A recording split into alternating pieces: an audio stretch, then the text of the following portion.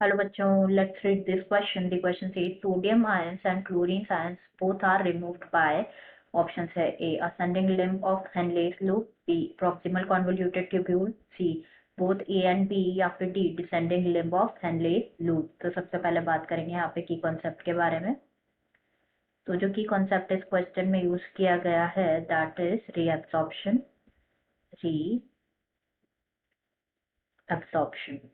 तो रीअब्सॉर्प्शन के बारे में अगर हम यहाँ पे डिस्कस करें तो क्या होता है बेसिकली अगर हम कंपैरिजन करें the volume of filtrate form per day, volume of filtrate glomerular filtrate जो कि फॉर्म होता है दैट इज 180 लीटर फॉर्म होता है per day with that of urine जो कि रिलीज होता है, यूरिन जो कि रिलीज होता है दैट इज 1.5 लीटर्स. तो यहाँ पे जो ग्लोमेरुलर फिल्ट्रेट होता है ना वो कितना होता है 180 लीटर फॉर्म होता है पर डे और जो यूरिन रिलीज होता है that is 1.5 litre per day. ये जो कंपैरिजन है ये क्या सजेस्ट करता है दैट नियरली जो 99% जो है 99% of the filtrate it has to be reabsorbed by, जो कि रीअब्सॉर्ब्ड होता है बाय दी renal tubules से. एंड इस प्रोसेस को क्या बोला जाता है? This process is known as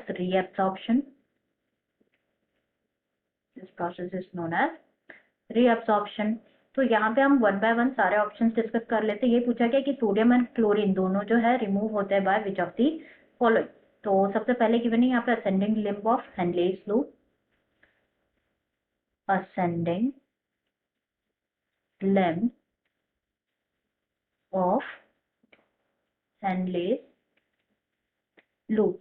तो यहाँ पे बात करें ascending limb of Henle's loop के बारे में, तो जो रीअब्सॉर्प्शन होता है, रीअब्सॉर्प्शन वो क्या होता है मिनिमम होता है in the ascending limb. However, जो रीजन है ये प्ले करता है significant role in what? In the maintenance of high osmolarity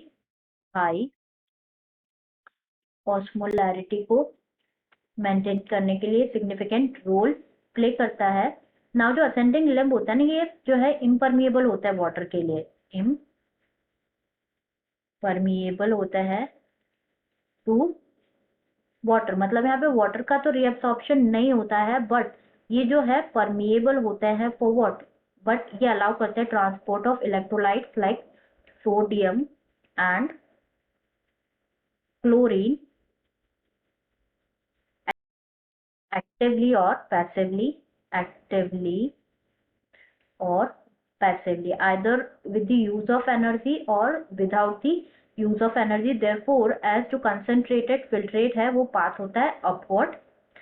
now options देखें यहाँ पे तो जो Na प्लस एंड Cl है दोनों रिमूव होते हैं by ascending limb of loop of Henle जैसे कि हमने देखा.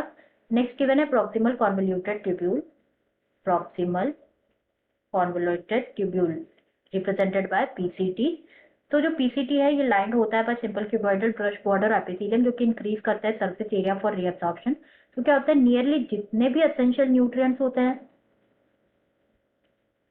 एसेंशियल न्यूट्रिएंट्स होते हैं और 70 to 80% जो इलेक्ट्रोलाइट्स होते हैं, इलेक्ट्रोलाइट्स होते हैं लाइक सोडियम एंड क्लोरीन और एज वेल एज वाटर जो है ये रीअब्सॉर्ब होता है बाय द सेगमेंट पीसीटी. तो एंड पीसीटी जो है ऑल्सो हेल्प करता है पीएच और आयनिक बैलेंस को ऑफ द बॉडी फ्लूइड्स को मेंटेन करने में भी. तो यहाँ पे भी पीसीटी में भी जो इलेक्ट्रोलाइट्स लाइक जो सोडियम एंड क्लोरीन की जो बात हो रही है वो दोनों रिमूव होते हैं by PCT also. Ascending limb of loop of Henle और पीसीटी दोनों से. तो करेक्ट आंसर यहाँ पे हो जाएगा हमारा that is both A and B. बात कर लेते हैं descending limb of Henle's loop के बारे में भी. डिसेंडिंग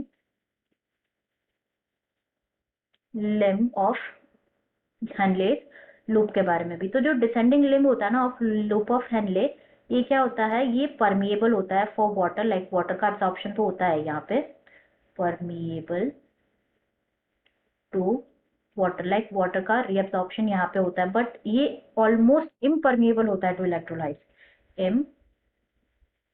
इम्परमिएबल होता है to electrolytes like sodium and chlorine. मतलब यहाँ पे सोडियम एंड क्लोरीन रिमूव नहीं होते क्योंकि इम्परमिएबल होता है, which means it can not be remove by descending limb. तो यहाँ पे डिसेंडिंग लिम्ब तो इनकरेक्ट हो जाएगा, तो हमारा आंसर हो जाएगा यहाँ पे C, that is both A and B. Answer will be C, that is both A and B. I hope you understood it well. Best of luck.